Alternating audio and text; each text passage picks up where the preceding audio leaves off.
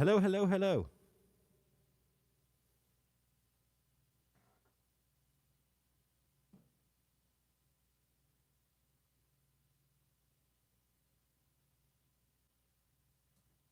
Just getting my laptop going. How are you all?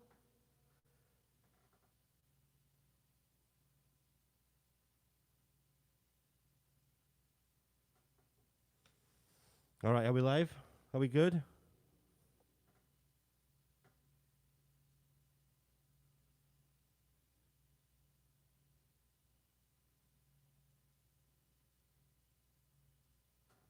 I just got the pop-up that Neil's live.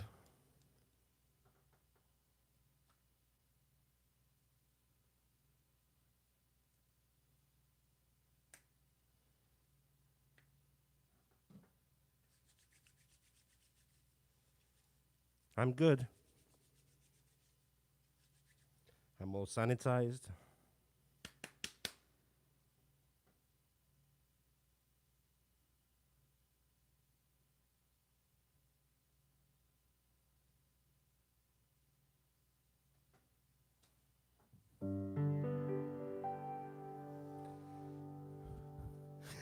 All right. I wanted to do this because I wanted to look back 5 years from now.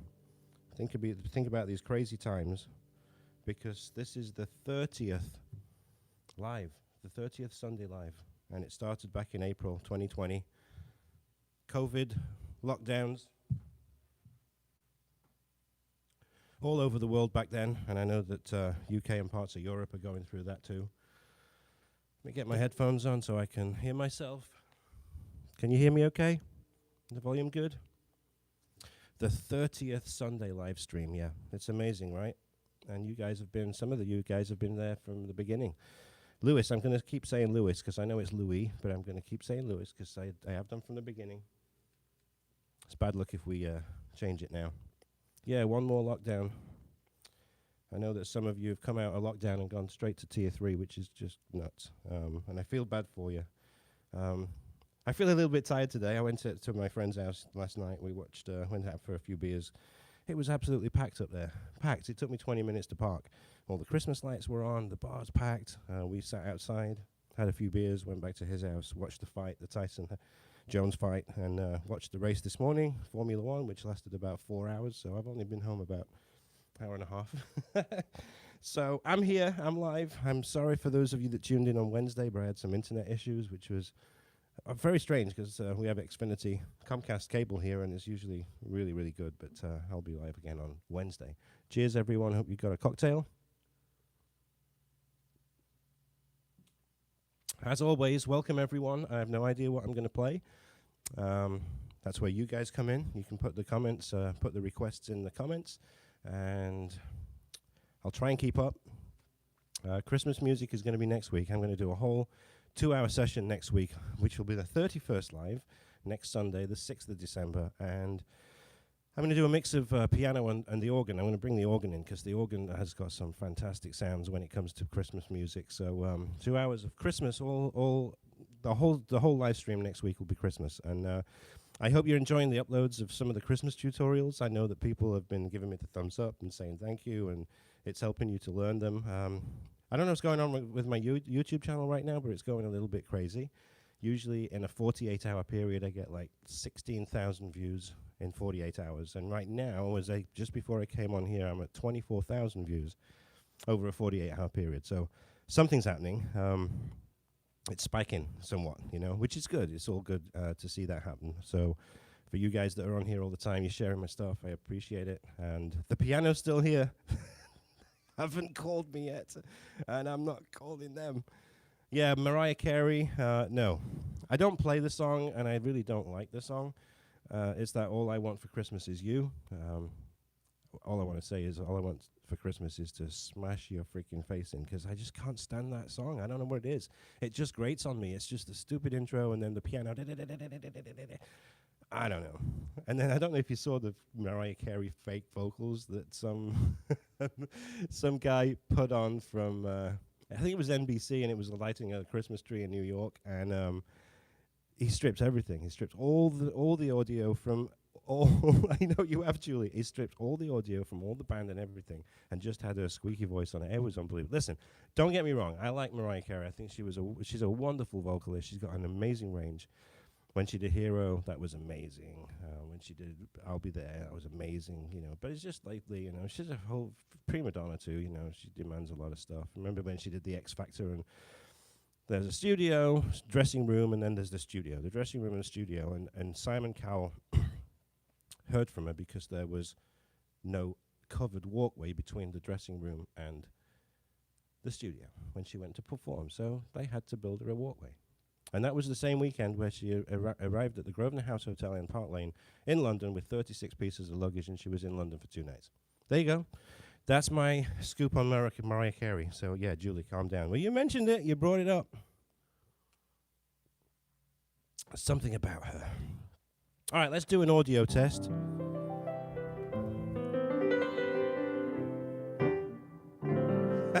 You're all right, Julie. Don't worry. Let me put this down here a minute, and you can see what I'm playing. It's funny, you know. I love this view, and I love the way that when you do this, and this is the I've turned the camera around so I can see the screen.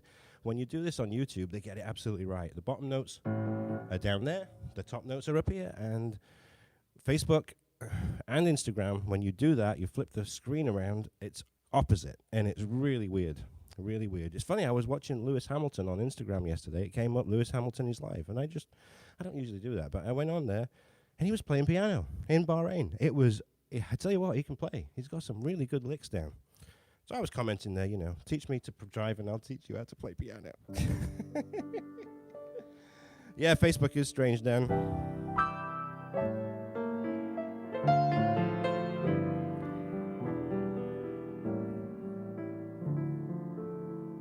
So let's do this. I know that Lewis, I think it was Lewis that said, have you got any more backing tracks with some of the standards? So I do.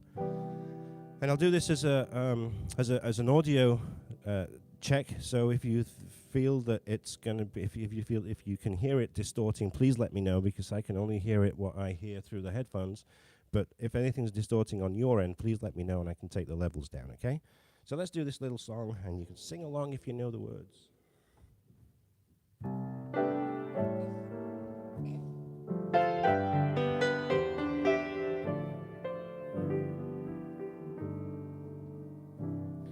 Someday, when I'm awfully low and the world is cold, I will feel a glow just thinking of you. All together. Just the way you look tonight.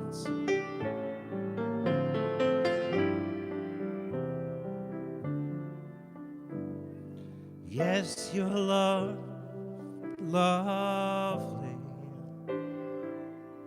with your smile so warm and your cheeks so soft. There is nothing for me but to love you. All together. Just the way you look tonight.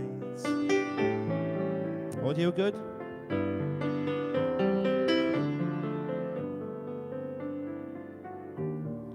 With each laugh, girl, that wrinkles your nose, and tearing my fear apart.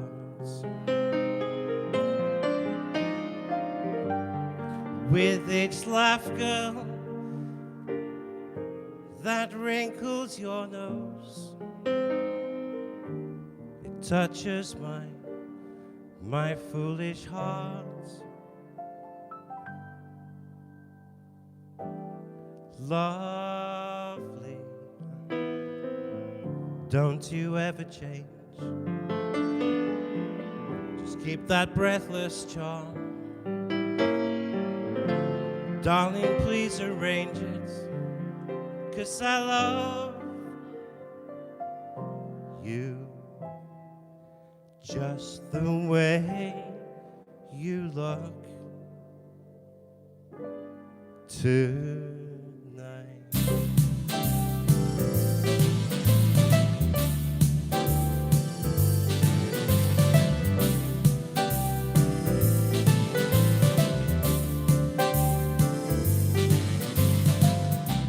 Someday,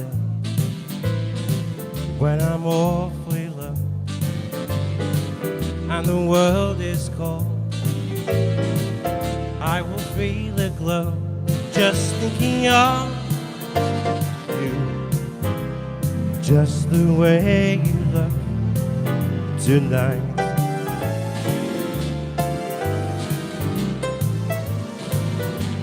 Yes, your love, lovely, with your smile so warm and your cheeks so soft.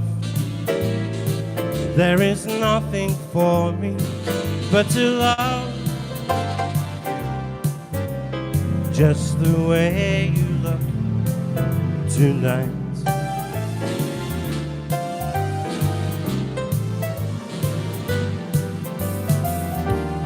With each laugh that wrinkles your nose, it touches my foolish heart. With each laugh, girl, that wrinkles your nose, it touches my foolish heart. Lovely, don't you ever change, just keep that breathless charm. Darling, please arrange it, 'cause I love just the way you look tonight. Take it away.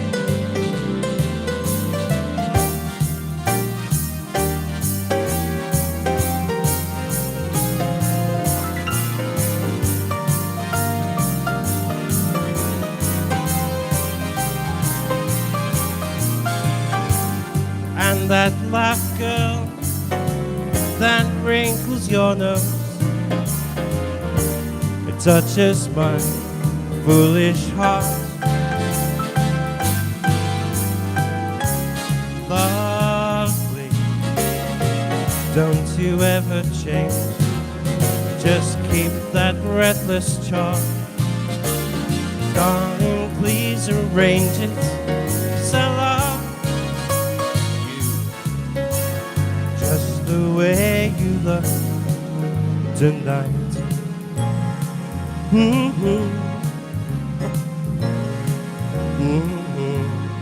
Just the way you look tonight.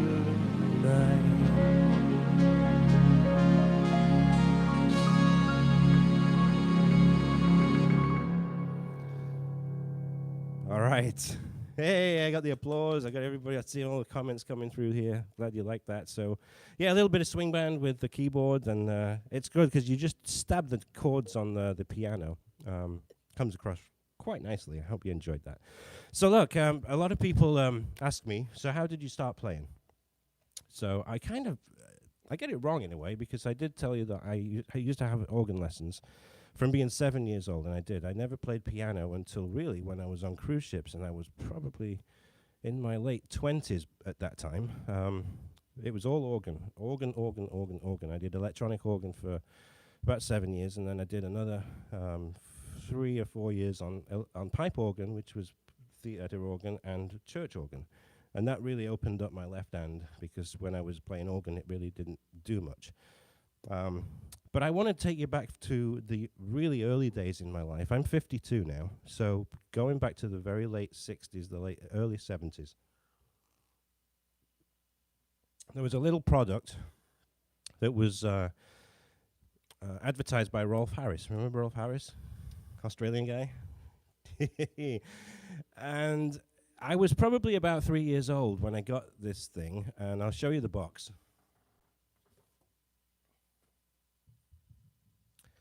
You seen one of those before? It's called a Stylophone, and it's a retro thing because it was late 60s, early 70s, and Rolf Harris used to do this, market it. And this is it. I have it right here because I got one the other day from Amazon because I'm thinking this is so freaking cool that they now make them. They make them again, and it's a Stylophone, and the way it works is that you have this little pen, and you have this. It's actually a keyboard. You can see the notes, although there are no black notes. And I'll put it further.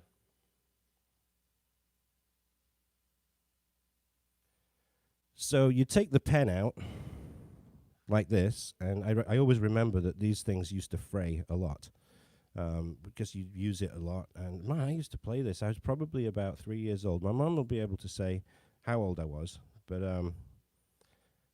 turn the power on, and then the pen. All right, what we got going on here? This is a good demonstration, isn't it?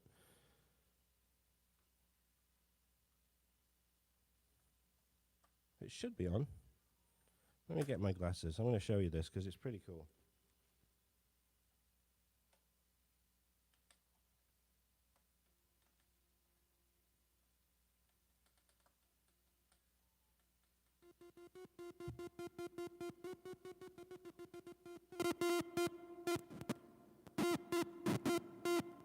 Right. I got a cable in it to put it through the mixer, and I got to get it right because it doesn't. Can't plug all the way in, or else it doesn't sound. hang on. This is cool. All right, so there it is. So, let me get my glasses off. You press the pen. Look. Is that coming out? It's coming through, right?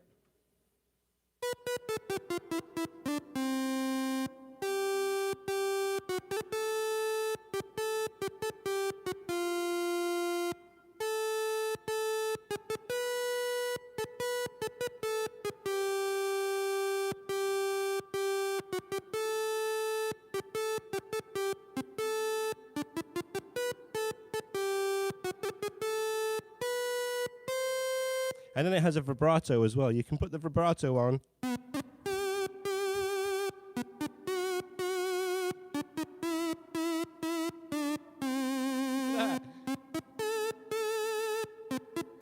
Oh.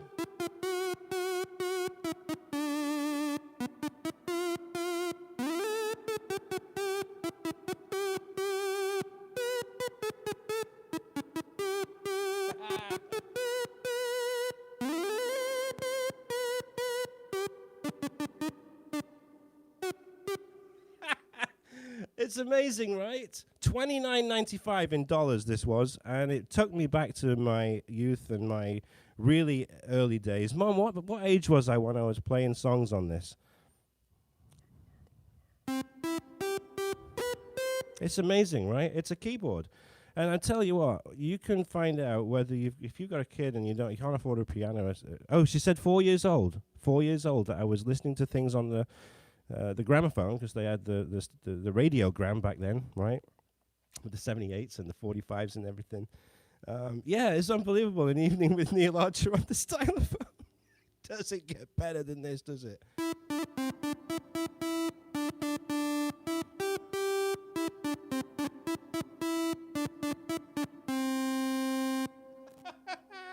Amazing. It's a Stylophone and it's a keyboard.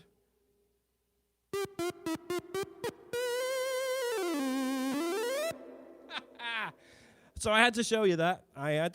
Because that's where it all started for me, Rolf Harris and the Stylophone. And it's funny when they brought these out. Yeah, copyright claim. When they brought these out, it came with a little plastic flimsy record, and they used to have backing tracks, and you put it on the radiogram, and you would play the record, and then you would play along with the Stylophone to that backing. What was that?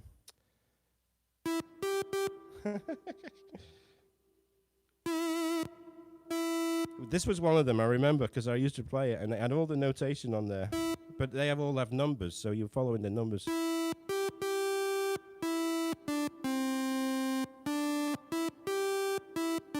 remember this. Vibrato.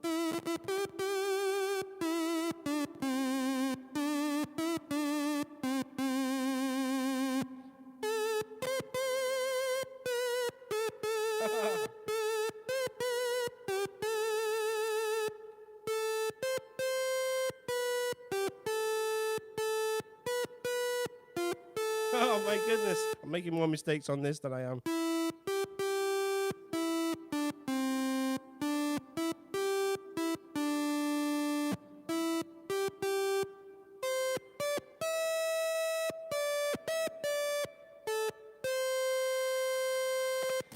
Unbelievable. I know, Dan, it's funny. Imagine people logging on now and seeing this. I'm telling you, this is a keyboard instrument.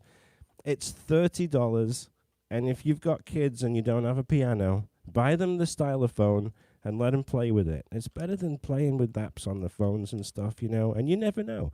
If you've got a kid who can start playing and to start picking up songs by using this, like my mom and dad, they was looking at that and they were thinking, man, he's listening to that stuff on the records and he can play it. So it's just a really great. Really, Mom? You couldn't get me off it? Really? I was playing it all the time? That's brilliant. That's brilliant. And I was 7 years old when my granddad bought me my first organ and took me to organ lessons, and then it just went from there. So I hope you enjoyed me sharing that with you. The Stylophone, $30. Find out whether your kid can play. And it's not going to cost you a lot of money. Put a backing track on. I don't have any. It didn't come with any records, but...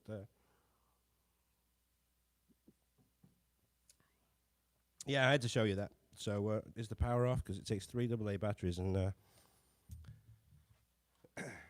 batteries will probably go if I leave it switched on. All right, I saw a thing pop up from a request from my dad, and it was Amazing Grace. So out of all my sheet music on Musicnotes.com, Careless Whisper is my #1 selling sheet, and unbelievably, Amazing Grace is the second one, and I don't know why, but it's just a beautiful song, and I kind of like how I play it as well. All right, let's play it.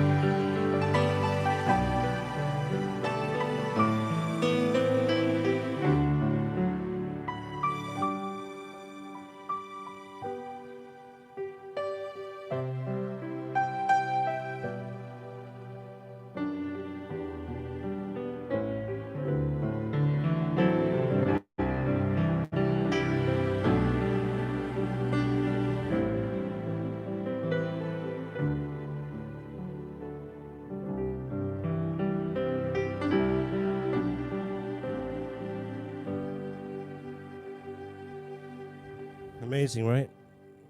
Amazing song.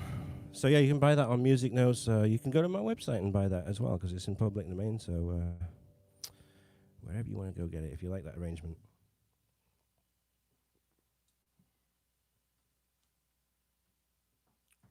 All right, what do you want?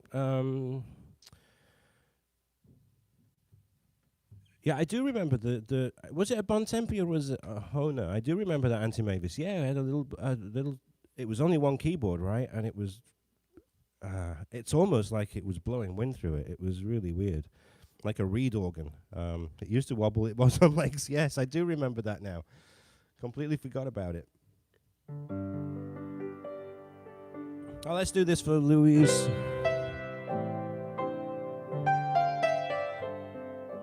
So remember, next week, all Christmas songs.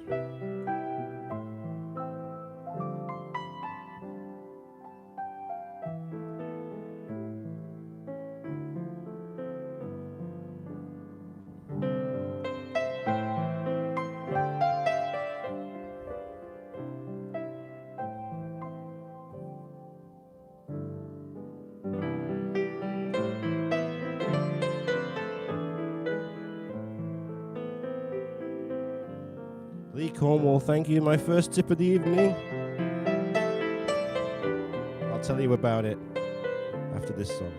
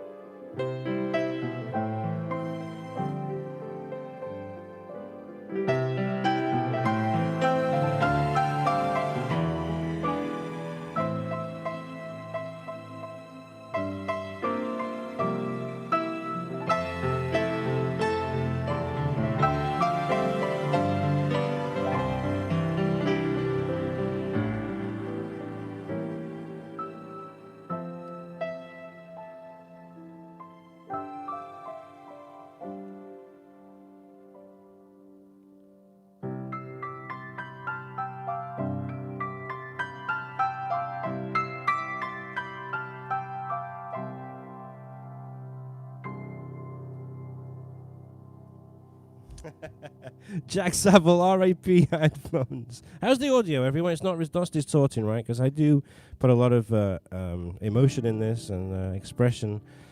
So yeah, the music store, Leah, it's not happened yet, and I'm trying to avoid the place, to be honest with you. Avoid the conversation, because I don't want him to bring the piano back. I know that if it happens, you know. Oh, Dan, I don't know the song, A Spaceman Come Traveling. I don't know it. I'm sorry, mate, because you just gave me £5.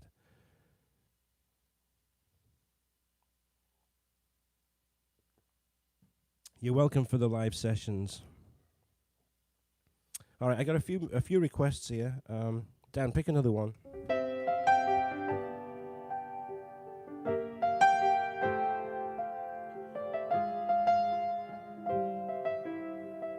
True Colors coming up, Dan.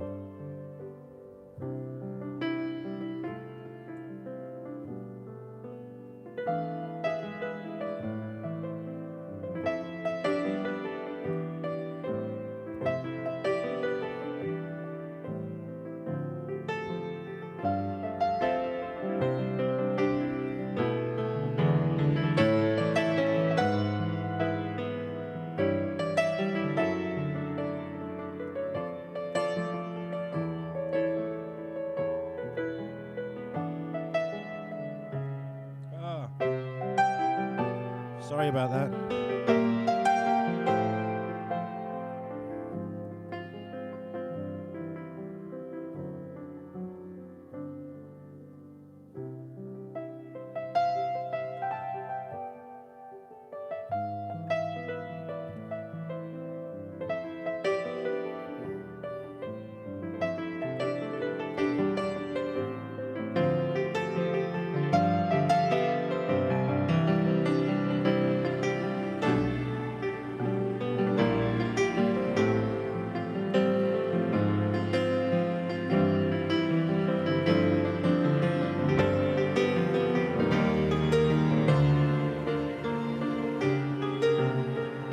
See, I get mixed up with this songs.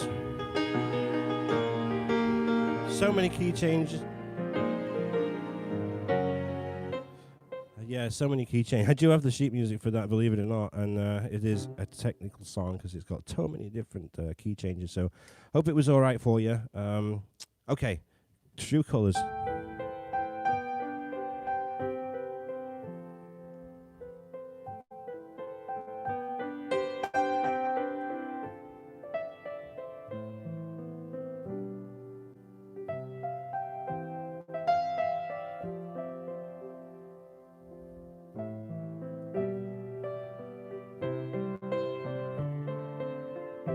Welcome, Dan. Thanks for the tip.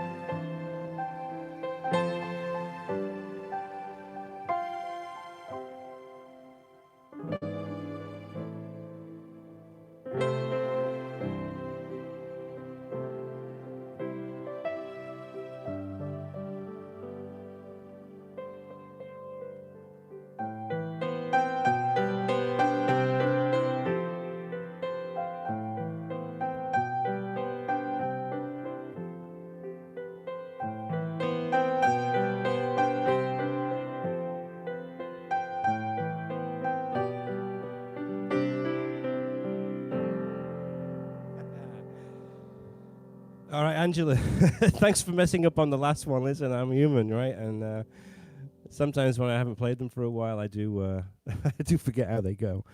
So, oh, you're welcome. Stop stalking me. I'm glad you enjoyed it, even though I did mess it up.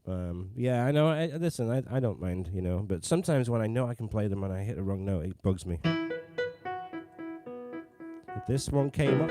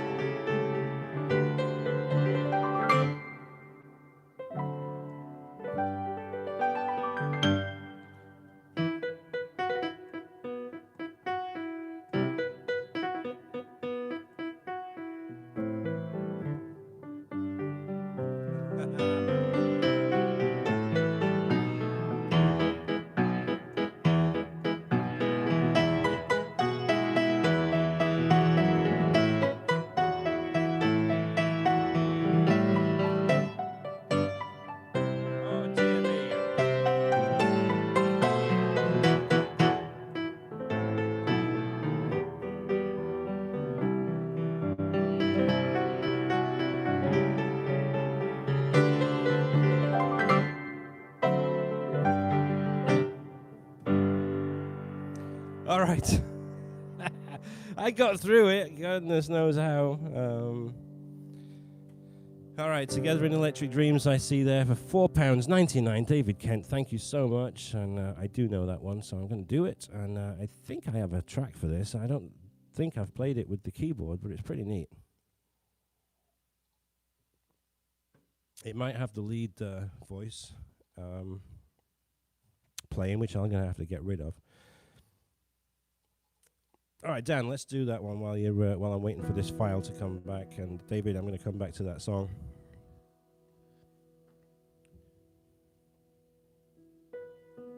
As you can tell, I love the strings that come through on this piano, and if they take it away, this is what I'm going to miss most of all.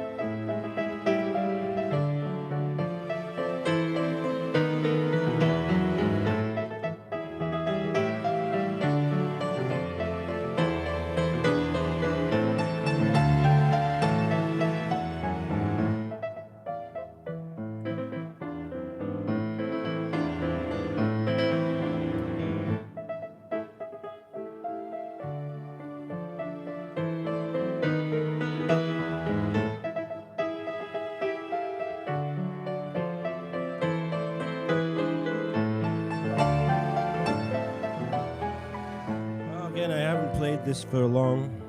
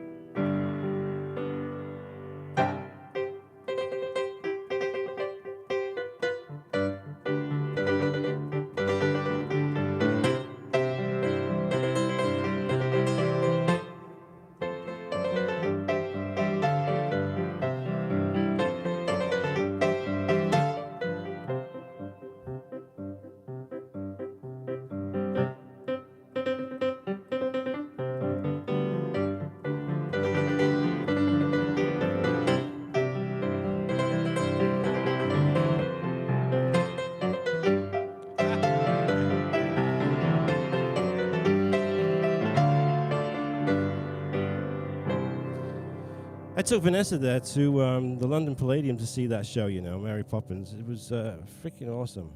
No, Chitty Chitty Bang Bang. Sorry, Mary Poppins. What am I talking about? Yeah. Chitty Chitty Bang Bang. It was brilliant. When the car flew and everything. All right, let me find this song here. I'm sure I have it. Electric Dreams. Together in Electric Dreams. How's the audio, everyone? Is it okay? No distorting? Come on. It's going real slow. I think I have it somewhere. And if not, I'll just do it on the piano. Yeah, flying car.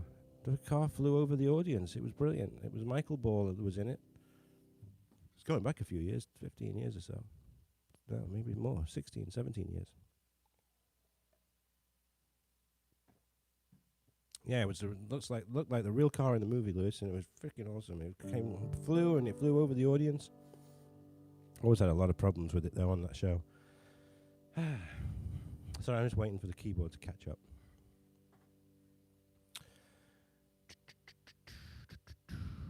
Guess what? 15 years we've been married tomorrow. Amazing, right? Me and Vanessa.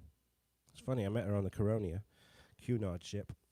It was a cruise that was from Southampton to Civitavecchia, which is the closest seaport to Rome. And she came on with her sister, and they met a friend as they were embarking. And they all came into where I was playing. I'd just finished my gig, and she came in, and we met, and we started chatting. And yeah, met up with her 2002. That was June of 2002, and she left in July. I took her to Rome for the day. And I continued cruising for another 3 years after that. So we would see each other on vacation. And then I decided that I would come over to Florida, to Jupiter, and we opened a British pub. And we were getting ready to, we got the location and we got the name and everything, and we were getting ready to open it. And she realized that I'd overstayed my welcome in America. So I was still here. And she was getting to become an American citizen. And she was, I think there was a hurricane that came. Yeah, Hurricane Wilma came through on the 24th of October that year. And she's like, oh my goodness, I'm not going to be able to go and get my citizenship. So we got married quickly in the office of the pub that was going to be the pub. And she had a friend that was a notary, and boom, boom, boom, she stamped the marriage certificate. We were married, and then we carried on painting. 15 years, yeah, tomorrow. 2005. We had a great time at the restaurant too, and I played piano in there every Friday night, which was why I got the GA1 in the first place. Remember the piano before this one, the Yamaha GA1? So we got that for the restaurant and had some great times. And thank you everyone for the happy anniversary. Yeah, it was great that I did that ship. You know what was funny about that? I was working in Holland America for 2 years, from 2000 to like April of 2002. And I remember this agent who was from my hometown, Doncaster, believe it or not, and he lives in Hampstead now. He's doing very well for himself. And he's an agent for piano players, musicians, you know, violinists, cocktail pianists, all of that. And he puts people on cruise ships. And I always knew that he was doing really well and getting a lot of good cruise lines. So he sent me a message off, you know, I was at Holland America, and I loved Holland America. It was a really great feeling, you know, you go on board, the ships were only like 65,000 tons and about 1,600 passengers. But every cruise line is different, right? So when you're a piano player, it depends on the rules and the restrictions, you know, can you go into public areas, you know, are you confined to your cabin? So this was really relaxed, and we didn't have crew food. We ate in the Lido deck upstairs, you know, with the passengers, and we had our little area, and it was great. So I knew Holland America. They paid okay, but it was just the lifestyle was fantastic. And he just kept putting this little carrot in front of me saying, Cunard, Cunard, Cunard. And back then it was the Coronia, it was the Royal Viking Sun, and it was the QE2. And I'd never worked the QE2, and I'd always wanted to. So I thought, if I do the Coronia, but I was trying to reach out to people that I knew and say, have you ever done Cunard? What are the rules like? Is it strict? Because I heard it was really strict. It was like absolutely 5-star in Britain. So ended up that I'm like, you know what? if I don't do it, then I won't know, right? But it felt a little bit weird leaving Holland America and the great lifestyle that I have to go to a new line, and I had no clue what I was going into. I tell you what, sometimes you've just got to take a risk, right? Because I got on board the Coronia. I flew to Rome, actually, and they bussed me into Civitavecchia. That was my first port of call, and I joined the ship. And it was just fabulous. It was an older ship, and it was one sitting. Can you believe that? One sitting. Ships don't exist like that anymore. 600 passengers. They would all go down to dinner, to cocktail hour at the same time. They would all go down to dinner at the same time. They would all do the show at the same time. And then they'd come to my bar, and then they'd go to bed. It was like so unbelievable. So yeah, I met Vanessa on the Cunard ship, and it was the third cruise into that first contract on Cunard that I met Vanessa. And it's funny, right? If I'd have stayed on Holland America, I would never have met her. I would never have met her then anyway. Who knows, you know? It's like that movie Sliding Doors, right? You just don't know. So I took a risk, and believe it or not, I was actually called, when I met Vanessa and I came over here on a vacation, I was called by the cruise director, get this, the cruise director of the QE2. And he said to me, I want you to be in Hong Kong on Monday, and this was a Thursday night. Now, that's like 24 hours away from West Palm Beach where I was. I'm like, well, I'm scheduled to do the Queen Mary 2, because I did the maiden voyage on that. And not only did he call me personally from the ship, but I knew the guy, Martin Moss. He was a great friend of mine. He stayed at my house. I've stayed at his. We're just great pals, you know. So here's the cruise director of the QE2 demanding that I drop the Queen Mary 2 contract and I get to Hong Kong on Monday. And I tell you what, we made it happen. I cancelled the Queen Mary 2 contract. What to make it even better was that it was the 2005 World Cruise. There was some issue with the piano player on the QE2, had to go home. And so I stepped in and I filled his place, and I sailed back from Hong Kong to Southampton on the QE2, on the World Cruise, with my best buddy. It was just amazing. And you know what? You just don't know what you're going to step into if you don't open that door, right? And I'm just saying this because it was just the best thing that I ever did, was move from Holland America. As good as I knew that Holland America was, moved to Cunard. It's funny, you know, I remember when I was wanting, Neil Newbert, I don't know if you're on here, but he was on the QE2 way, way before me. And I remember going into the travel agents, right? Because in the United States, they don't have these, but you go to Thomas Cook and you pick up the Cunard brochure and you look at all the destinations, you look at the ships. And it really just did feel like a dream, right? To be thinking, man, I could work on one of these if I got the right contacts. And to end up on the QE2,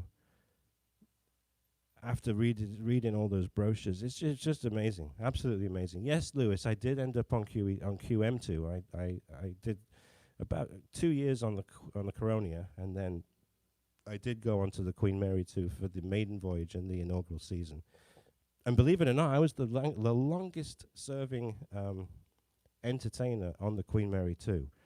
I was 8 months. I joined the ship in Saint-Nazaire in France, where it was built, and we sailed over to I can't remember what port it was, but it was in Spain, because the commander of the ship had never released the lifeboats before. So we went down to the northern end of Spain to release the lifeboats and do a little practice run with that. And then we came back into Southampton for the first time on Boxing Day of 2003. The ship was launched by the Queen a little bit later that month. Yeah, Her Majesty the Queen. And then we took off on the maiden voyage in the inaugural season, and I didn't come off until August. And it was a long time. They couldn't find anyone to replace me. That was on an upright piano in a pub on the Queen Mary 2. It was awesome. I found out when I left the ship that they replaced it with a grand. Just my luck, right? So yeah, they're the little stories. The shortest contract that I did on the ship was 5 days. I flew from this shows you how ridiculous it all is, right? I got a call. I got to go to Montego Bay, Jamaica, because the piano player's mother had died. He had to be repatriated. He went back to the UK. So I had to go to Jamaica. And they asked me, what's my choice of airport? So, of course, I put West Palm Beach. Well, they flew me from West Palm Beach to Charlotte down to Montego Bay, whereas I could have gone to Miami and flown direct. But that's what they did. They asked me what so I flew all the way north for 2 hours and then all the way back for 3 hours. And the longest contract that I ever did was 9 months long. It was 9 months. It wasn't supposed to be that long, but it was in 2000. It was my first contract on Holland America. I joined the Zaandam, which was a brand new ship back then. And it was in the news this year because it had all the COVID passengers on, and they transferred some passengers to the Rotterdam. You saw all that, right? And they couldn't dock anywhere. So I did the Zaandam, and then 5.5 months after that, when I was supposed to do only 6 months, they asked me if I would go up to Boston and join the Amsterdam, which was the brand new flagship. So it was 2 brand new ships in a 9-month period. It was fantastic. It really was. Just float the sun around all the time. Panama Canal cruises on the Amsterdam. So yeah, that was the longest time. But average cruises, average contracts were 6 months, and you really didn't get a pick of the ships until I moved to Cunard, and then I did. I got the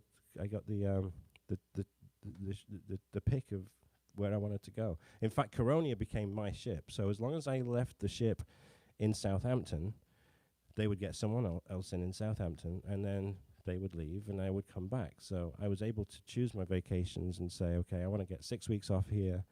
And it was usually over the holidays, Christmas, because Christmas on a ship is not that great. Some people just want to go away.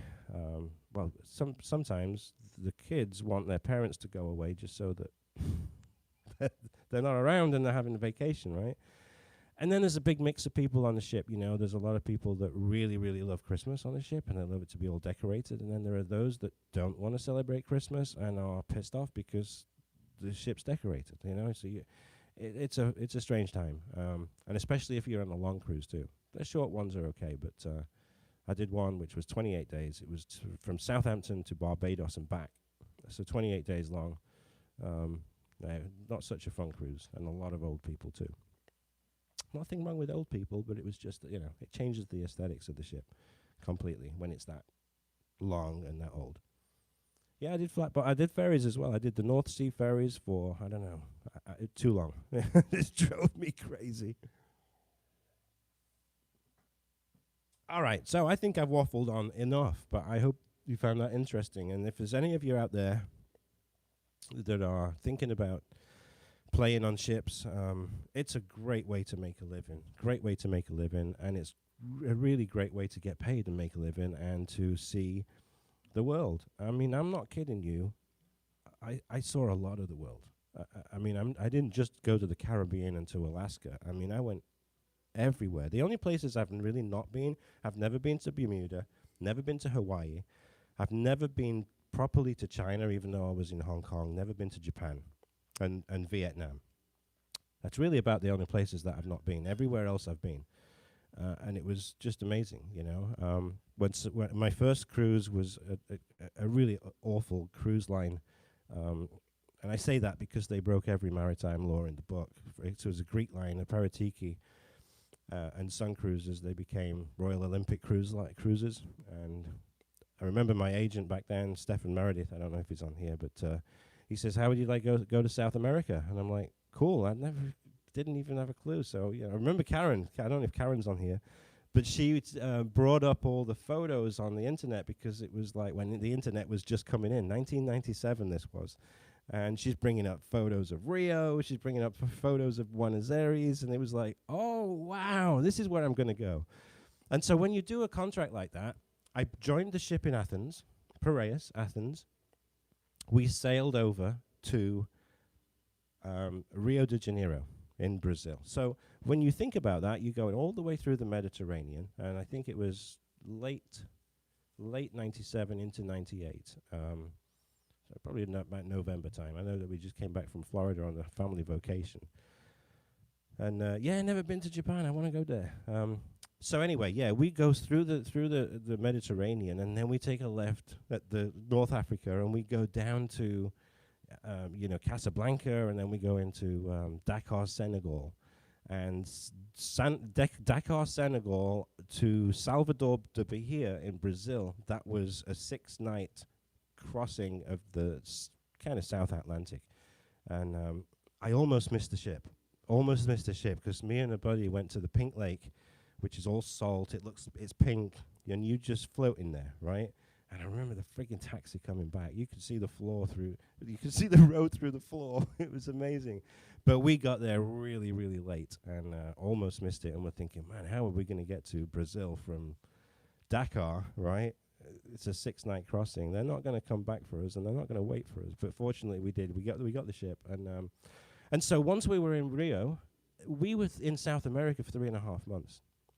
3.5 months, imagine that. So we were doing Rio down around the bottom of South America up to Puerto Montt in Chile. That would take us 14 days. And then we did 14 days back to Buenos Aires, Argentina. And then we would do it back and forth. We did about 8 of those trips before we had to come back to Piraeus. And that's where I disembarked the ship. It was just magnificent. And there's so many great memories of South America. I remember playing one night in the bar. I don't know if I've ever told you this story, but I was playing, and all of a sudden I felt this, just a little rock, right? And I'm like, okay, that's weird. And I looked out the window, and the port is moving. The port buildings are moving. And I'm like, that's even weirder. So I stopped playing. I ran out. Everybody ran out. We went out onto the deck 3, which is an open deck looking over the water, and we looked back, and there's all this dust and what we thought was smoke. And apparently a container ship had been let go by the tugs by accident. It was obviously an accident, and the container ship had rammed the back of our ship with such force that it moved our ship forward. We were all tied up, ropes and everything. We started moving, and as I went outside and I'm looking over the deck, the gangway is scraping across the floor, and all the ropes took tension, and they all snapped one by one. So now we're in Buenos Aires, we're in the port, it's embarkation day on a new cruise, and we're floating. We're not tied up to anything anymore. The captain was out in the city having dinner. They all had to come back, and then I remember the next morning was the big meeting in the ballroom where the passengers were told, I'm very, very sorry, but we're going to have to cancel this cruise because the ship is badly damaged after the ship, and we have to cancel the cruise. And, oh, man, it was awful. Yeah, the captain was but that happens, you know. He was in the city, but he came back, and we had to cancel the cruise, and the next day, after all the passengers had gotten off, and they did really well because they were up in the Marriott and the Hilton and all those nice hotels in the city for the next 14 days, all paid for by the container company's insurance, right? So the next day, we got the tugs. We couldn't move on our own, so we got the tugs that pulled us, and they towed us to Montevideo, the capital of Uruguay. Boy, what a time we had in the capital of Uruguay. It was amazing. We were there for 11 nights, and we never hardly saw daylight. We saw daylight when we came out of the clubs, and we were going back to the ship because we would sleep all day. And, you know, those of you that are in South America, you'll know. You go into Buenos Aires, right, and nothing's happening before midnight. You can't go out before midnight because nobody's out. There's nothing going on. Midnight is when it all starts happening. People are eating, people are drinking, people are having fun. Nothing like here. You go out at 7, 8 o'clock, you're back in bed, and 11 o'clock. No, not in South America. You go down into South America and Buenos Aires, and it's full on. Party all night. It was fantastic. So. Yeah, I was down the Costa Concordia. I have a friend who I worked with on the Coronia. He was a singer. He was on the Costa Concordia that night when it went down. And they got to a place where it was listing so bad that they had to make a decision what to do, and they jumped. Yeah, Ian Fraser, his name is. Amazing. So many stories of cruises, yeah. So you really don't have to have... I saw a question come up there about any... relevancy of do you need any qualifications? No, you don't. You don't need qualifications. You just need to be able to entertain. If you can play a song and you can sing a little bit, and they do grade you on ships nowadays, especially. It's all about revenue. All right, they don't really care the quality of your musicianship, but if you can keep an audience and you can get them to spend money at the bar, you're golden. You're absolutely golden, because they give everybody now, their surveys at the end of the cruise, and your name will come up there. What did you think to Neil Archer? And you better get, 8, 9, 10. Anything less than that, you get complaints. You're gonna have a tough time.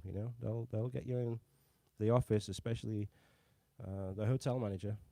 Hey, why did we get this comment about you? But generally, you just keep them going and keep them happy and keep them spending money, and they'll be happy with you.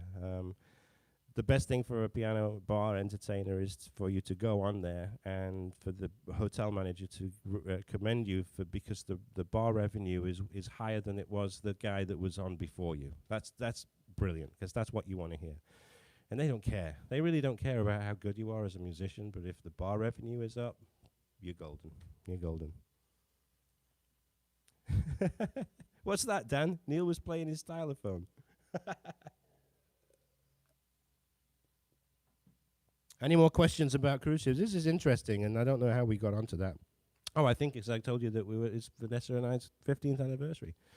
Yeah, the complaint form. And people, this is the problem, right? You give somebody a questionnaire, right? It gives you a place to write a comment that's negative, right? And it happens. It really is. It happens. Best place I've been to. Oh, man, that's really tough. It's really tough. I think the first time I ever sailed into New York City past the Twin Towers was the best, to be honest with you. But I've sailed into some great places where, you make sure that you wake up in order to sail into these places. Sydney, Australia. I remember waking up and I had curtains. I had a porthole, right? And I was really low down in the ship. This was on the Saga Rose that used to be the Cunard Saga Fjord. And I remember opening the curtains to the porthole, and right there was the Sydney Opera House. We're just passing it. We're still moving, right? So I run upstairs. All my mates are there. I've got the casino staff. They're all there with their champagne glasses and everything, because we're just arriving in Sydney. Remember, 7 weeks prior, we left Southampton. So we're completely on the opposite side. Hey, hi from Sydney. Look at this. Just amazing to see, because before you get to these places, you have to get on a plane, right? And you feel the journey. On a cruise ship, you don't. You leave Southampton, 7 weeks later, you're passing past the Sydney Opera House, and you see the Harbour Bridge, and now you're getting off the ship, and now you're going down to that area where SeaWorld is. Is it SeaWorld? There's an aquarium down there, right? And now we know that we have an overnight here, right? So, okay, what are we going to do? It's a Tuesday night. And we are going to go out for the night, but it's a Tuesday. Where do we go? So now we're asking the locals, okay, it's Tuesday night, where do we go? We want a bar where we can just let our hair down, and we ended up at some place in King's Cross that, I'm not kidding you, King's Cross area of Sydney. We ended up at this bar. Remember the Police Academy films? Remember the Blue Oyster Bar on the Police Academy films? I'm serious. It was just like that. It was like we just arrived at the Blue Oyster Bar. I'm telling you, man. But you know what? Half the ship were there. Oh, half the ship's crew were there. We had... Yes, look at that. We've got Kay. Oh, my God, no way. Literally worked there. Oh, the Sea Aquarium. That's brilliant. Yeah, so King's Cross. Tell me about King's Cross. And I don't know the name of the bar, but it was just amazing. It was just amazing. It was like being in the Blue Oyster Bar, and it was an insight. But, yeah, there was more of us than there. We had a great night. But that's it. What do you do on a Tuesday night when you're on an overnight? So, yeah, those two places I think were cool. I really loved Hong Kong as well, because it's so different and neat. I think if I'm going to do South America, where all the penguins are, Punta Delgada, I think it was the town, and we went down on bus for about 2 hours. And I can't remember the name of the place, but it's where all the penguins live, and it's all natural habitat, and that was just amazing. I remember little penguins coming up and picking up my shoelaces. It was so cool, and they make a lot of noise too. But again, so many stories and so many places that I've been. I did one hotel contract, Lewis, and that was in Izmir, Turkey. And it was the first time I'd ever been abroad to work. And it was just before that first cruise ship. I actually had the contract on the cruise ship, and I was going over to Izmir, Turkey. And it was the Hilton, which was the tallest building in Izmir now. They've got a few more. And they just had the earthquake, remember? And a lot of people lost their lives. But I lived on the 26th floor for the whole time that I was there. And I went down to the restaurant every single night. If I wanted room service, I would order room service. It was all free. And I played on the 31st floor 6 nights a week. I had Sunday nights off. And so I started at 10 o'clock, finished at 2. So 4 45-minute sets. And that was 1997. And I went from a retail store job that I was lucky if I took home 110 pounds a week. Right? You know that, right? 110 pounds a week. And I went to Turkey, and I played for 4 hours. And that was from Monday to Friday, and I had Monday through Saturday, and I had Wednesdays off. We were closed Sunday. So I went from 110 pounds a week to going to Turkey and playing 4 hours a day for 6 nights and got $600 in cash.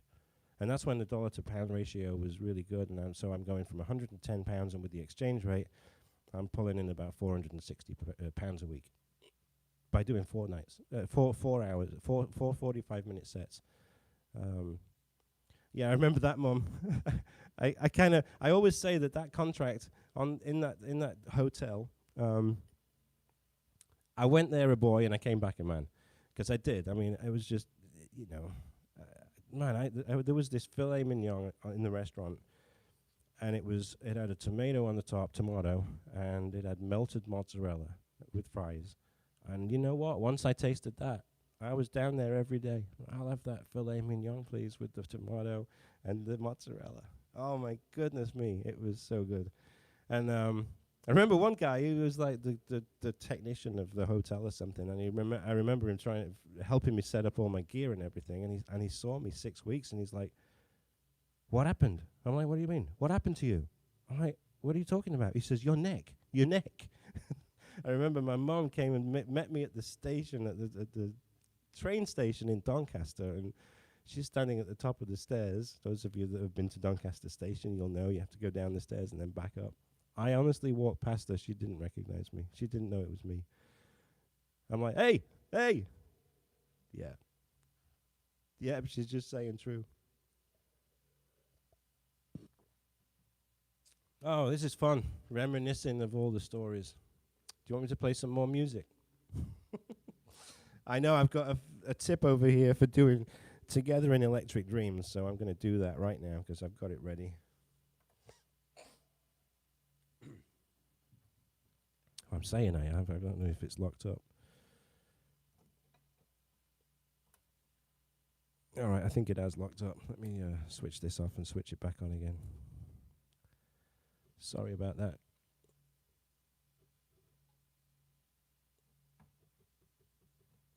Come on, let's go to this song.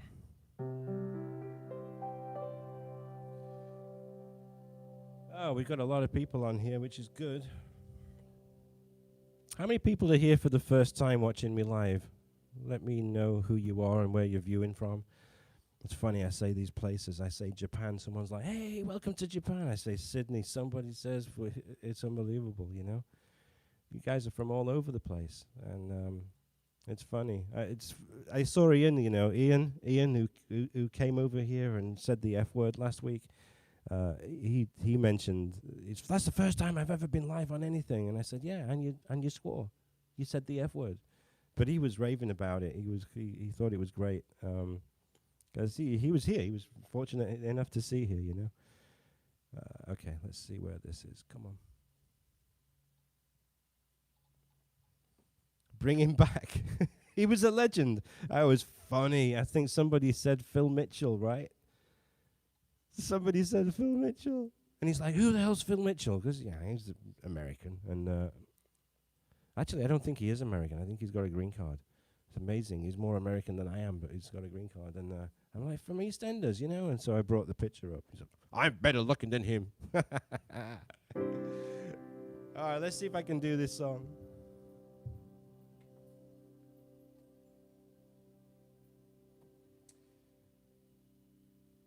This sounds pretty good on the keyboard, I must admit, but I think I might have to take down the lead vocal on this.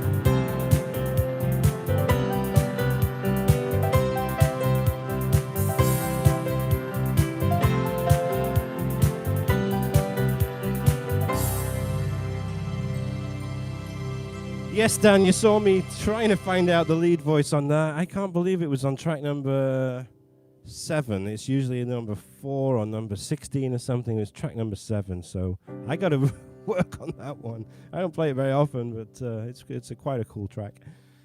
All right. You're welcome, David. Thank you. I enjoyed it. How's the volume? Everything's good, right? It's not distorting. I don't want it to distort at all.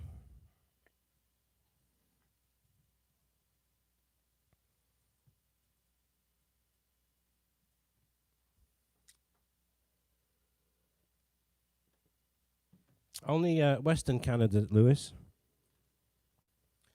went to Canada. I went to Vancouver.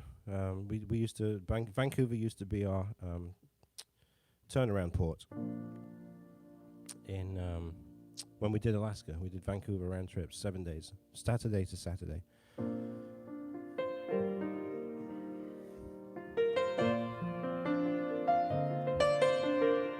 I want to play a song.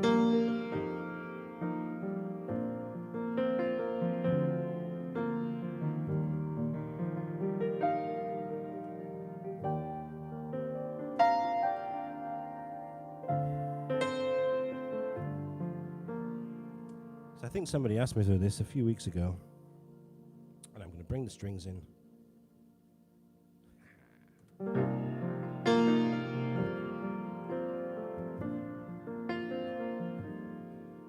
Have I told you lately that I love you? Have I told you there's no one else above you? Fill my heart with gladness, you take away all my sadness, you ease my troubles, that's what you do. Oh, the morning sun and all its glory, it's the day and all the prophets too. Fill my heart with laughter, girl, you make it better. You ease my troubles, that's what you do. There's a love that's divine, good, it's yours and it's mine like the sun.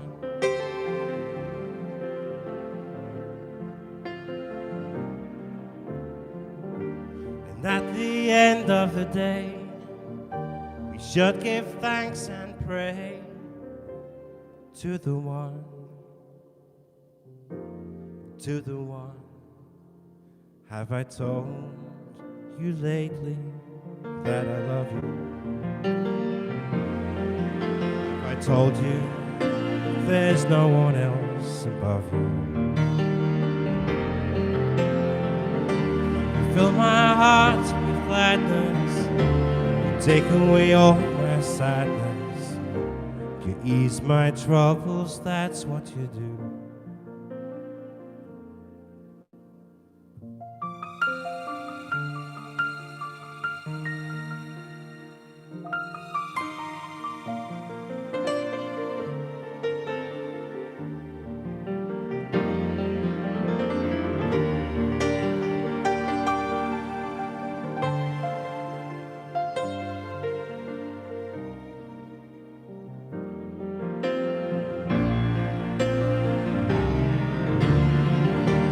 There's a love that's divine, yours is mine and it's mine like the sun.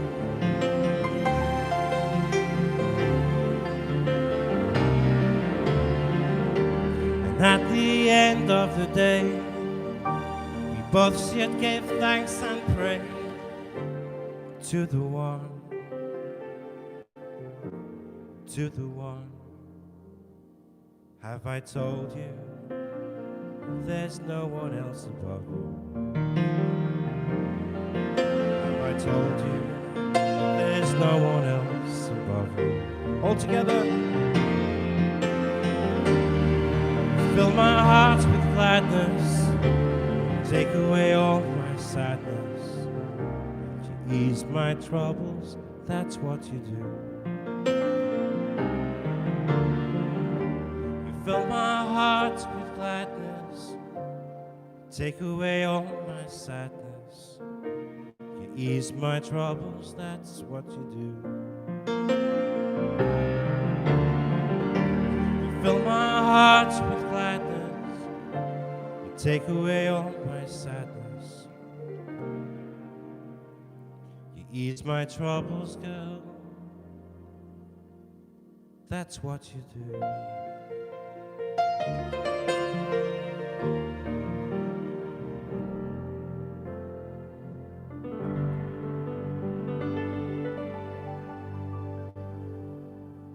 So we have Neil Newbert that's joined us. Neil Newbert's just joined us, and I was just talking about the QE2, Neil, and how you were on it before me. He did the Mars Dam as well. He did Holland America before me as well. I don't do Walking in Memphis, you know. No, I can't do that intro. It's a funny old one. It's on the list to learn, though.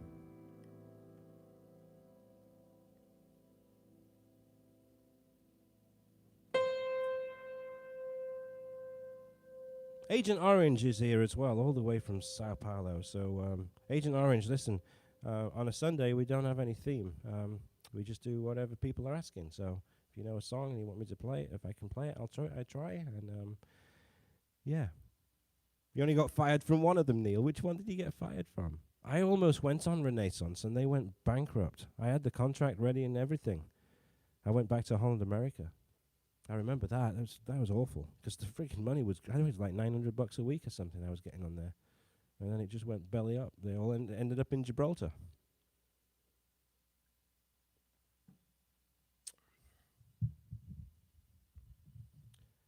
I don't really have a favorite musical composer, to be honest with you. I just like good songs, you know.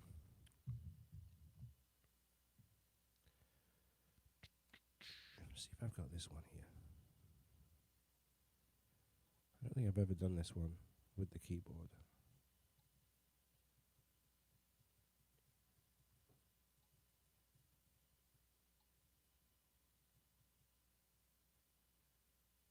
Probably can't do it because I can't find it. I gotta put these in some kind of order that I can understand now. All right.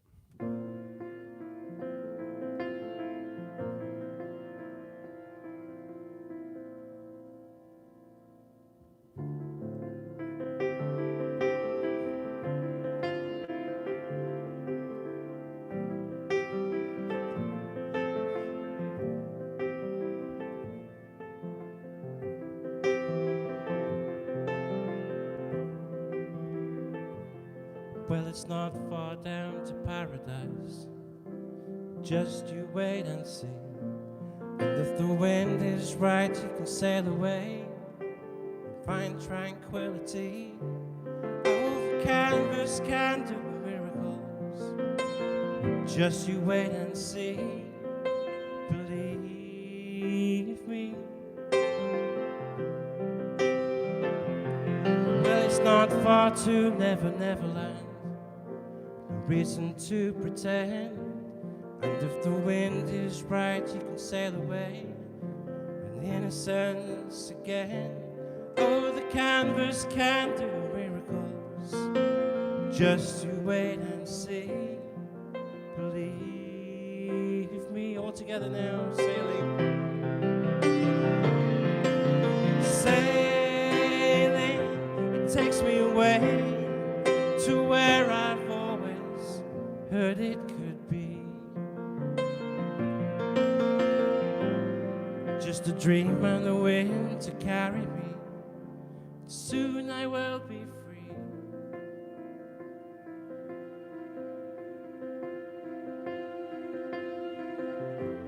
Fantasy gets the best of me when I'm sailing.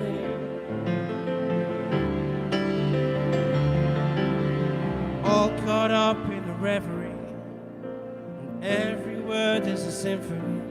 Won't you believe me?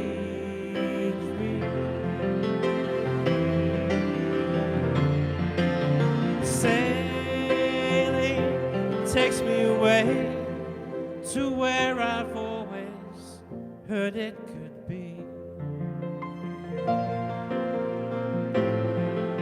Dream and the wind to carry me. Soon I will be free.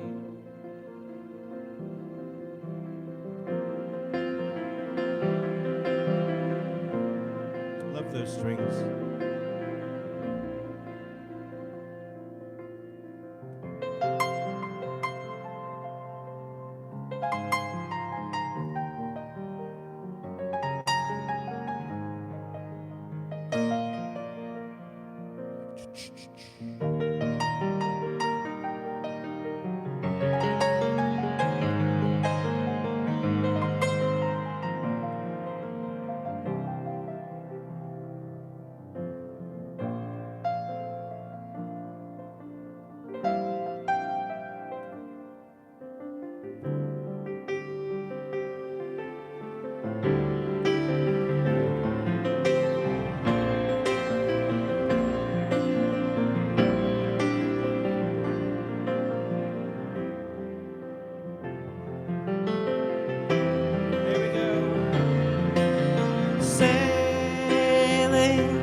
takes me away to where I've always heard it could be.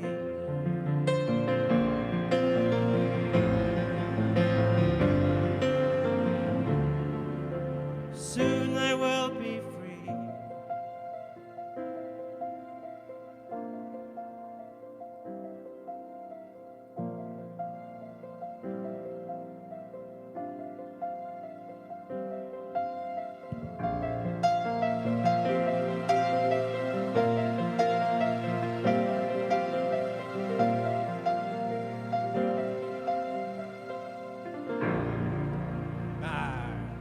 Great ending.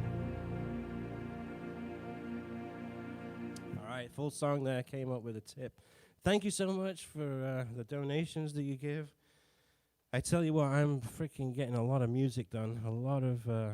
Oh, thank you, Ant. Thank you, Kay. I see all the applause coming now. I'm getting a lot of sheet music done. I'm kind of reinvesting all the time, and I'm just blown away by the amount of people that are buying it. You know, I got up day before last, and it was like 47 downloads, and I got up this morning, and it was like 38 downloads in a single day. It's just amazing, and so I'm just like knocking them out. I got another 12 that are being done right now. I got 3 Coldplay songs that I'm really, really pleased with. So yeah, that sheet music is growing, and it's funny. Dan Ruff, who's the CEO, is the director of licensing and relationships. He sent me a lovely email the other day because I was checking up on 3 pieces that they hadn't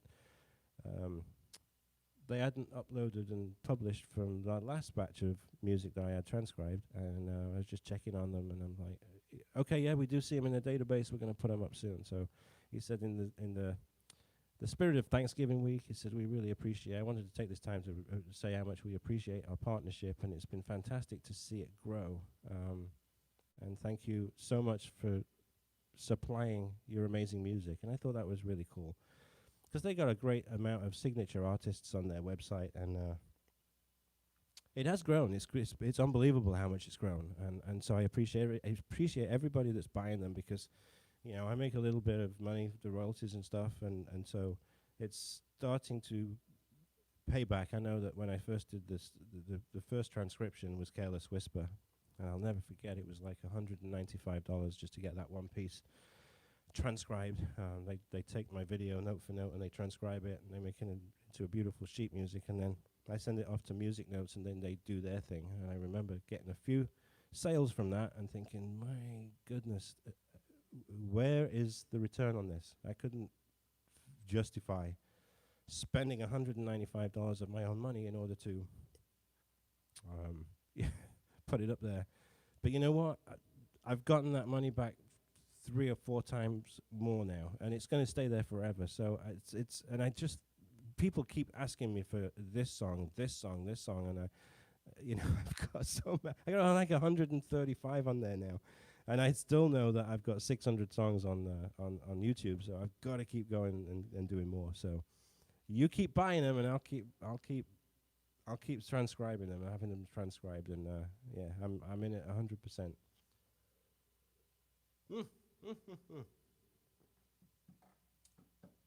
So yeah, it's been a little bit of a different live. It's been a lot of more. Oh yeah, Rainbow Connection is a fantastic song, really is. And listen, I just want to give this plug again to you guys, because if you're buying more than 2 sheets a month, if you're buying more than 2 sheets a month, really consider supporting me on Patreon. You get some exclusive content on Patreon as well. Go to patreon.com, which is patreon.com/Neil Archer. For $5 a month, you can support me financially, and I'll give you back a 25% off gift card that you can, coupon code that you can use all month long. And I change them up every month as well. So it's not just 1 month that you get it every single month. So if you're buying more than 2, you're going to get your money back for sure. Patreon.com/Neil Archer. Just saving me, I'm saving you money, and you're supporting me in a little donation that I can then reinvest into sheets. And it's funny, once that Patreon pays me out, I'm ordering a sheet straight away. So I love it, and I know there are some people on here. Louis, right? Louis. I'm glad you like the cruise talk. All right, let's see how many people are on right this minute. Right this minute, there are 30 people on right now, 32 likes, and $29 in the tip jar, which is just over $15 a month. That's over $15 an hour. That's good. Can we do a session? What session? Henrik, what session? Louis, is that it, Louis? Say hello to Brazil. Brazil. And I'm going to do it with an S. Brasil. Brazil. Brazil. Brahma. Listen, I need, this was Stella. This was Belgian. I need some Brahma. Brahma beer, right? That's what I used to drink when I was in Brazil. And we're coming up to Christmas. I know in Christmas Day, 1997, I spent the day on the beach in a little island in Brazil called Florianopolis. And it was so absolutely gorgeous. Florianopolis. Hey, we got Marina on here as well. Christmas on the ships was different, Lewis. It was sometimes... Oh, stop talking to me. You're welcome. Good night. Thank you for joining me. Like I said, Lewis, some of the people that wanted to be on ships for Christmas, right? Some of them didn't. You know, there were a lot of people on there that didn't want to celebrate Christmas. They didn't want to hear Christmas carols. They didn't want to see Christmas trees. You know, the ships are absolutely gorgeous when they're decorated for Christmas. But it was just a big mix. Just a big mix. It was, yeah, you didn't know. So there was a lot of complaints. They're on at Christmas and they're complaining that the ship is decorated for Christmas. So... Henrik, how can we do that? I don't know how the technology works for that stuff. What do you play, Henrik? You play piano or do you play...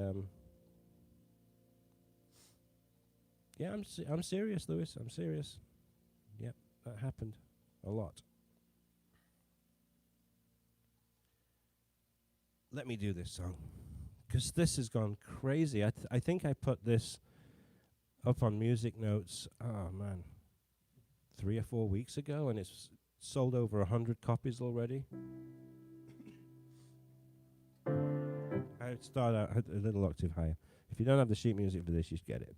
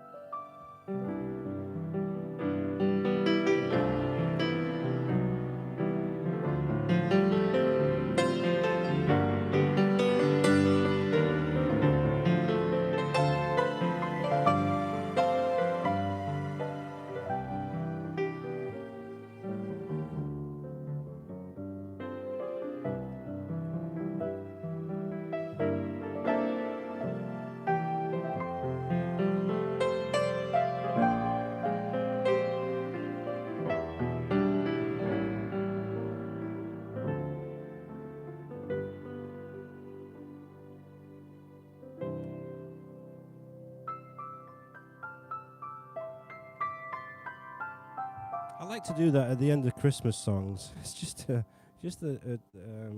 is it? A third and an eighth.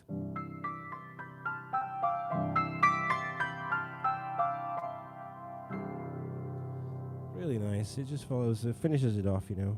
All right, I've got this. Hendrik is asking me for this one.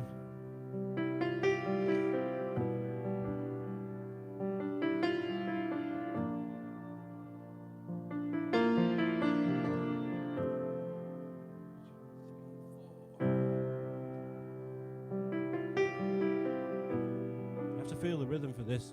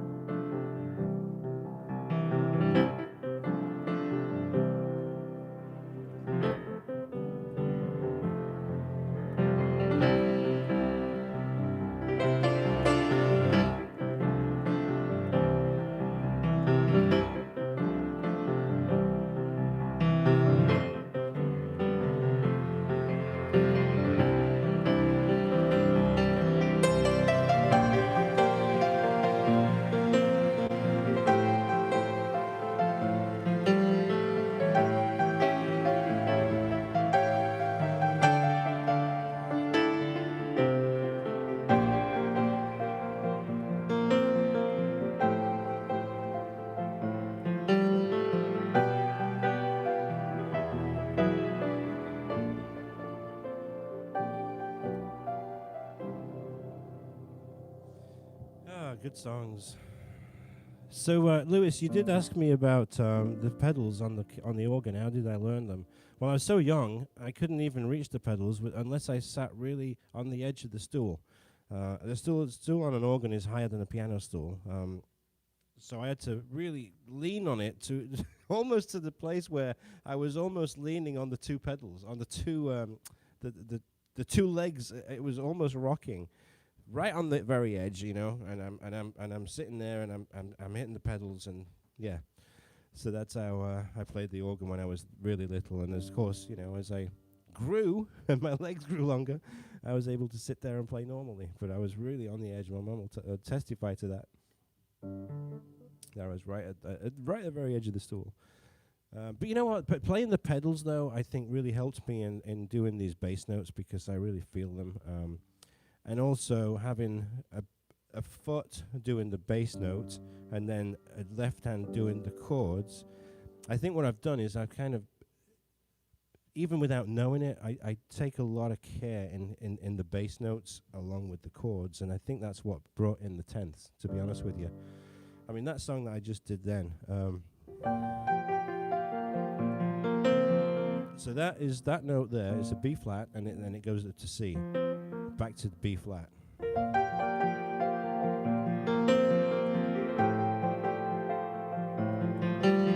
Because I'm doing the bass notes, but then I'm filling in those notes that you don't usually get.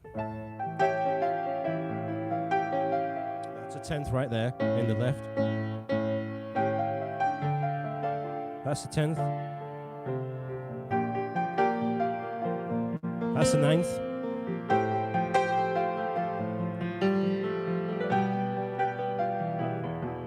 That's the 10th.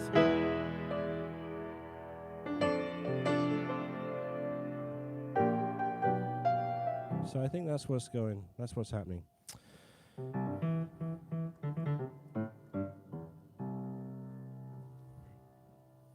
All right, are you looking forward to next week, Christmas? All Christmas songs. And I'm going to bring in the organ. The organ right now is on the other side of the room. I'm going to bring it closer here for the cables and everything.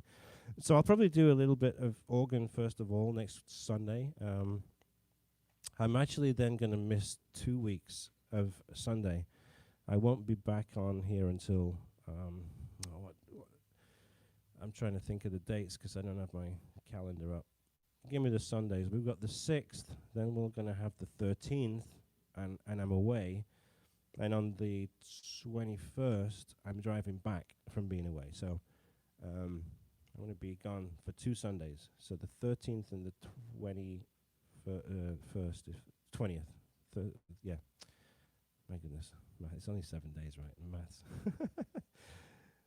So, yeah, I'm going to miss 2 Sundays after next week. So, but I am going to be doing some more tutorials. I've got like 21 Christmas carols, so they're going to be easy for you to learn. It's just one time through, you know, like the Hark the Herald.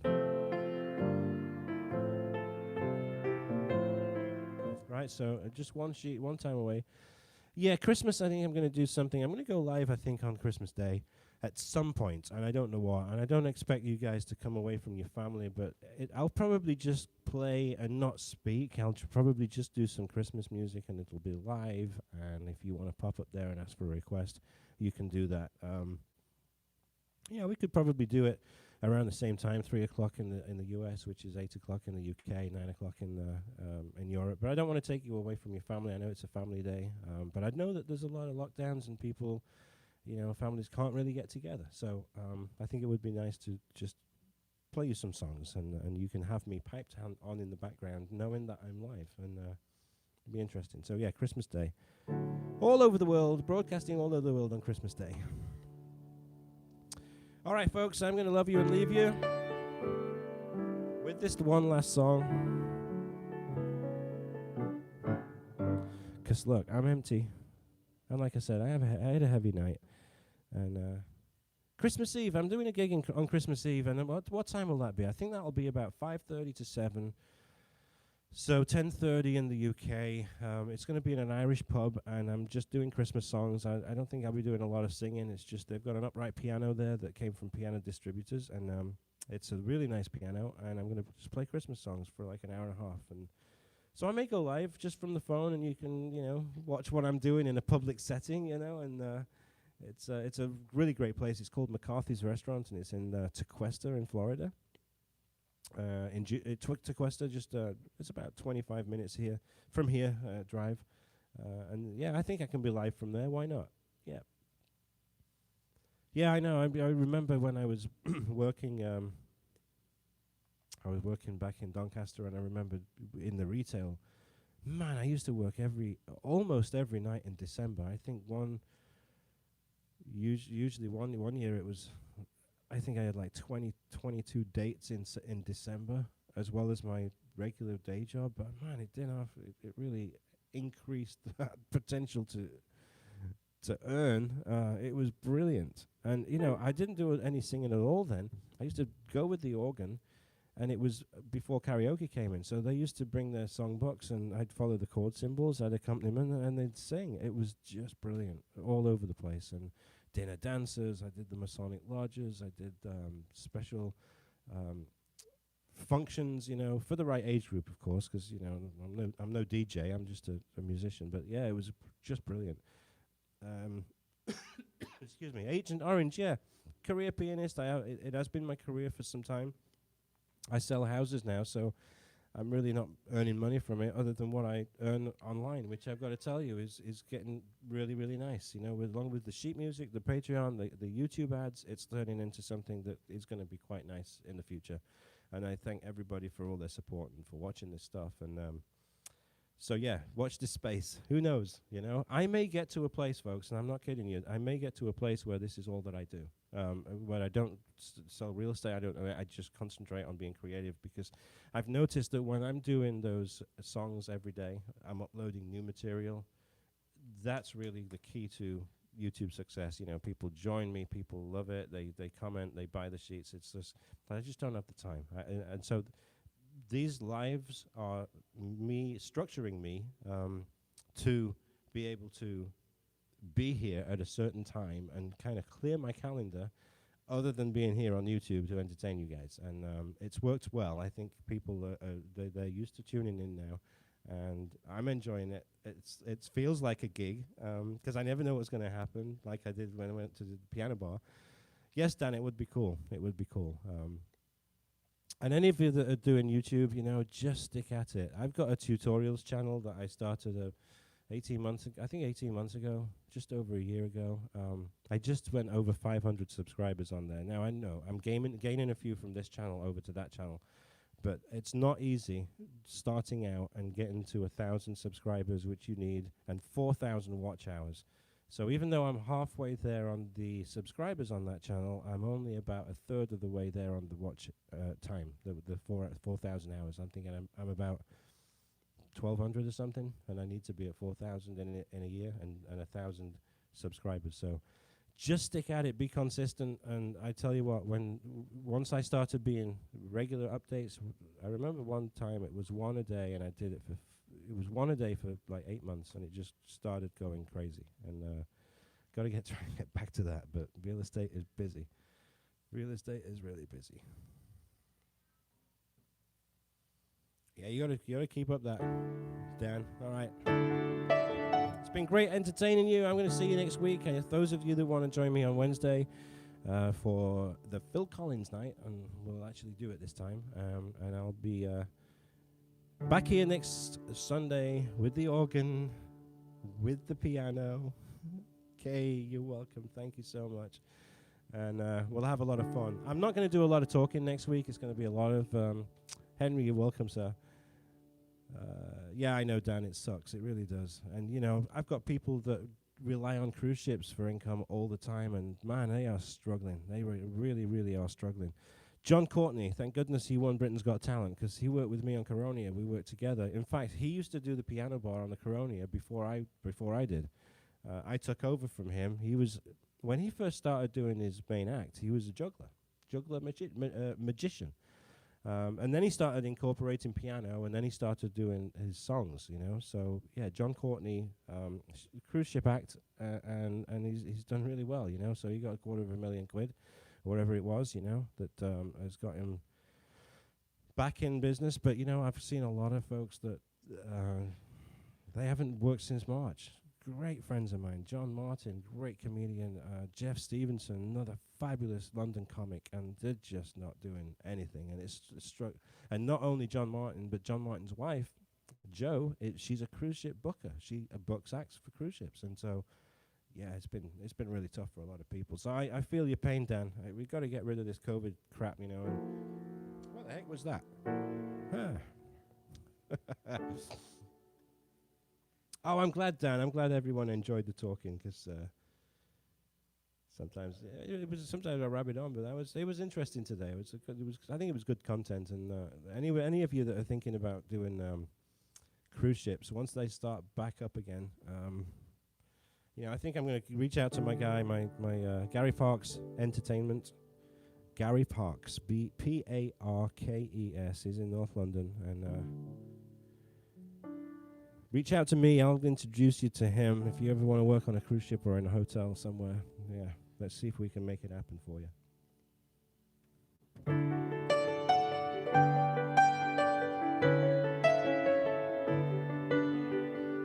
It's a little bit funny, this feeling inside. I'm not one of those who can easily hide. Don't have much money, but boy, if I did, I'd buy a big house where we both could live. If I was a sculptor, but then again, no, or a man who makes potions in a traveling show. No, it's not much, but it's the best that I can do. My gift is my song, and this song's for you. All together, you can tell everybody. Let's sing. You can tell everybody This is your song. Maybe quite simple, but now that it's done, I hope you don't mind. I hope you don't mind that I put down in words how wonderful life is while you're in the world.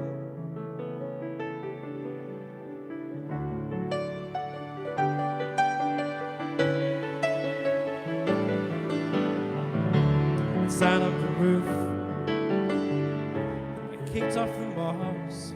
Well, a few of the verses, now they've got me quite cross. The sun, it's been quite kind while I wrote this song. It's for people like you that keeps it turned on. So excuse me from getting these things I do. You see, I've forgotten if they're green or they're blue. Anyway, the thing is, won't really mean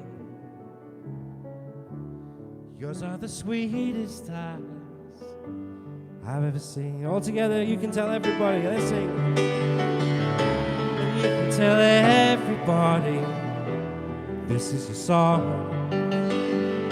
Maybe quite simple, but now that it's done, all together, I hope you don't mind. I hope you don't mind that I put down in words. Thank you, Dan. How wonderful life is. You're in the world. I hope you don't mind.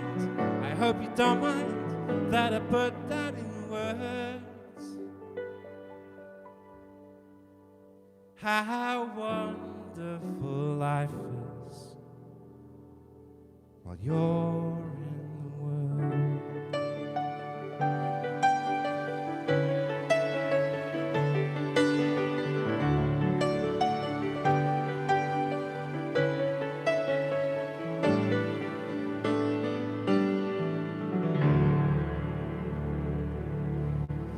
Love those strings, love those strings. Thank you, everybody. Thank you for the applause. I can see it all there. Very smooth playing, love it. That's great. Oh, David from Doncaster is in here as well. I didn't see you, David, earlier, but thanks for being here. Thanks, everybody. Hope you've enjoyed the music. Hope you've enjoyed the chat. Look at all those applause. We've got Lewis, we've got Agent Orange. Agent, I'd love to see you on here. Love to see you on here. It showed that you're interested in keyboards and playing piano. Thank you, Mom. Agent, we got Kay. Kay is in Sydney, I believe. Yes, Sydney, is it? I think. I don't know. I get a lot of people mixed up, but I think you are. Yes, see you. Yep, there you are, Sydney, Australia. All right, folks. Join me on Wednesday at 8 p.m. Eastern Time. And if... yes, we should, Lewis. I'm going to work on that. It would be so cool. Angela, thank you. Yeah, Christmas songs all the whole session next Sunday. All right. So, of course, if anything but Mariah Carey, okay? Yeah, if you want to give me a request, absolutely do that in the comments. I'll do a little bit. Oh, thank you, Agent. That's fantastic. Yes. Oh, Arizona, Phoenix, Arizona, brilliant. So I'll do a little bit on the organ because some of the traditional carols, Silent Night and Away in a Manger, Oh Come All You Faithful, that kind of sounds so fantastic because you've got the choir. You're welcome, Henrik. You got the choir, you got the strings, you got the organ. It's going to be great. And then some of the Christmas songs per se, Here Comes Santa Claus, Here Comes on the piano. All right. So that's going to take place next Sunday, 3:00. Have a great week, everybody. Stay well, stay safe. Get your masks on. And your hand sanitizer. And remember, if you can't stay 6 feet apart, you can't social distance, put these things on because they really help. And just be safe. Don't get the COVID. Don't get the dreaded lurgy. All right, I'm out of here. See ya. Thanks for joining me.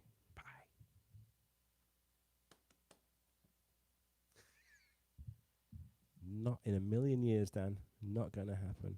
Not gonna happen. It tells you what a bad song it is and how bad it is when there are so many memes for the friggin' song. I'm out of here. Bye-bye.